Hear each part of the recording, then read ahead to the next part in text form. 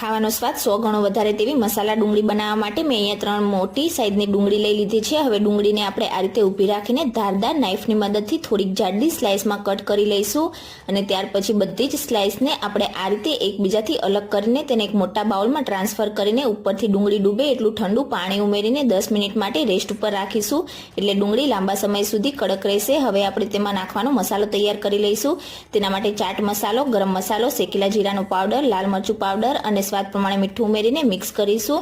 તો અહીંયા આપણો મસાલો તૈયાર છે। હવે આપણી ડુંગળીમાંથી બધું જ પાણી નીકાળી લઈશું અને જે મસાલો આપણે તૈયાર કર્યો છે તે બધો જ આપણી ડુંગળીની સ્લાઇસ ઉપર ઉમેરીશું અને હવે તેને વધારે સ્વાદિષ્ટ બનાવવા માટે તેમાં 2 મોટી ચમચી જેટલી ગ્રીન ચટણી ઉમેરીશું। તમે વધારે પણ ઉમેરી શકો છો। થોડોક ટેંગી સ્વાદ આપવા માટે તેમાં 1 ટીસ્પૂન આપણે લીંબુનો રસ ઉમેરીને હાથની મદદથી બધી વસ્તુને મિક્સ કરીશું, એટલે મસાલા ડુંગળી પર પ્રોપર કોટ થશે। મસાલા ડુંગળી તૈયાર છે। રેસીપી ગમી હોય તો લાઇક, શેર અને સબસ્ક્રાઇબ જરૂરથી કરજો।